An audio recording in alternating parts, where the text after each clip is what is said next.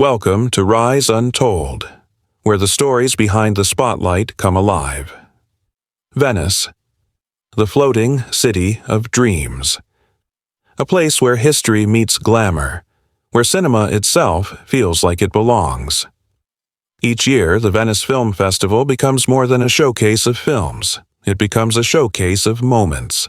Moments that can define a career, stir controversy, or remind the world why we fell in love with cinema in the first place. And this year, that moment didn't belong to a fresh-faced starlet or a rising director. It belonged to someone whose name once commanded the marquee lights of Hollywood. Kim Novak, at 92 years old. When Novak appeared on the red carpet, there was a hush that swept through the crowd. The cameras pointed, the flashes exploded, and for an instant, the Venice night belonged entirely to her. But almost immediately a different kind of storm followed. Headlines screamed, "Unrecognizable." Social media posts asked, "Is that really her?" Some whispered it with shock. Others said it with awe. But whether in admiration or confusion, one truth stood out. Kim Novak was once again the center of attention. And maybe that's the irony. Even after all these years, even after turning her back on Hollywood, she could still stop the world in its tracks. But who is Kim Novak? And why does her story still matter today? To understand what her Venice appearance truly means, we need to go back. Back to the days when Novak was not a woman in her 90s walking a carpet, but a young Chicago-born girl named Marilyn Pauline Novak. Born in 1933, in the heart of the Great Depression, she didn't come from privilege or connections. Her parents were hard-working Czech immigrants. Life wasn't glamorous. Yet, from an early age, she carried something that couldn't be taught: a presence. That presence was what Columbia Pictures saw when they signed her in the 1950s. But Hollywood was a machine. And machines don't care about presence, they care about packaging. The studio wanted her to be their answer to Marilyn Monroe. Blonde hair, seductive curves, marketable vulnerability.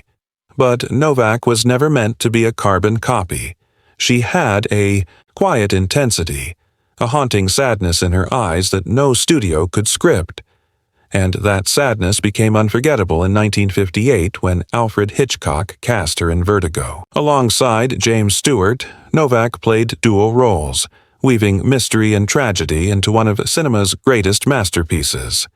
At the time, Vertigo was misunderstood. Critics dismissed it, but decades later, it would be hailed as the greatest film of all time. And at its center, Kim Novak's aching, vulnerable performance. She wasn't just beautiful, she was unforgettable. But here's the other side of the story. The Hollywood Novak entered was not kind. She faced relentless pressure from studios, constant comparisons to Monroe, and battles for control over her own image. She was told how to look, how to dress, how to exist. And when she pushed back, the machine pushed harder. Fame was suffocating. Applause turned into demands. And the golden image of Kim Novak became a cage. So she did something few stars dared to do. She walked away. In the 1960s, at the height of her fame, Novak chose a different path. She moved north, away from Hollywood, away from the cameras, away from the endless cycle of reinvention the industry demands. She devoted herself to painting, to horses, to the quiet of the countryside, while the world kept asking, "Where is Kim Novak?" She was busy building a life that wasn't for them. It was for her. That choice came with a price. The public forgot. The industry moved on. Younger faces filled the screen. For decades, Novak's appearances were rare. When she did surface, she often spoke honestly about her struggles. With bipolar disorder, with body image, with aging in an industry that worships youth. Her candor shocked many. But it also revealed the truth. Behind the Hollywood goddess was a woman simply trying to live. Fast forward to Venice. 92 years old. standing in front of cameras that once both made her and destroyed her. People called her unrecognizable. But think about that word for a moment. What do we really mean when we say someone is unrecognizable? Do we mean they look older? Do we mean they no longer match the frozen image we carry in our minds? Or do we mean something deeper?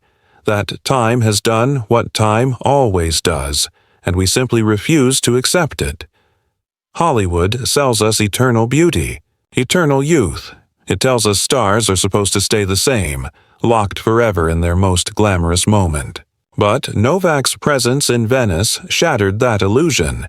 She is not 25 anymore. She is not the blonde goddess of Vertigo. She is 92. She is lined with memory, softened by time, transformed by experience. And that is not something to be hidden. That is something to be honored. Of course, the internet was divided. Some were cruel, mocking her appearance, making side-by-side comparisons of then and now. Others rushed to defend her, praising her bravery for showing up when she could have easily stayed home. But through it all, Novak herself remained quiet, because perhaps she knows something the rest of us don't. She doesn't need to defend herself. She doesn't need to explain why her face, her body, her presence has changed. Time explains everything, and maybe that's why her Venice moment matters so much. It isn't just about Kim Novak. It's about us, about our obsession with youth, our fear of aging, our unwillingness to accept that beauty doesn't disappear. It evolves. Novak, in her 9th decade of life, reminded the world that there is a different kind of beauty, the beauty of survival, the beauty of resilience, the beauty of simply still being here when so many of your peers are not. Think about it. How many legends from the golden age of Hollywood are still alive? How many still have the courage to face cameras after living nearly a century? Novak stood where so many cannot. And in that act alone, she carried the weight of history. Yes, she looked different. But wasn't she always different? She was never the studio's perfect product.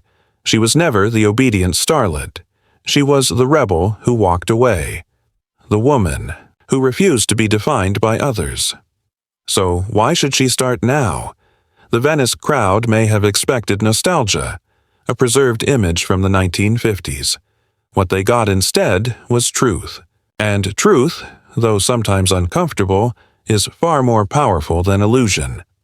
For fans who grew up watching Vertigo or Picnic, Novak's appearance is bittersweet. She is a living bridge to an era long gone, to the time of Hitchcock, Stewart, Sinatra. She reminds us not just of what was, but of what endures. Memory, legacy, survival. If you are afraid of growing older, if you fear the mirror, remember Kim Novak in Venice, standing tall, not hiding, not apologizing, living proof that you don't need to look like your past self to still matter. Because in the end, Hollywood may move on, the world may forget, but icons like Kim Novak, they don't fade, they transform. They teach us that recognition isn't about the surface, it's about the story etched in every line, every wrinkle, every step forward. At 92, Kim Novak stunned the world not because she was unrecognizable, but because she was more recognizable than ever, as a woman who lived her life on her own terms. And maybe, just maybe, that's the greatest role she has ever played. If she could rise, even after decades in the shadows, even at 92, maybe you can too.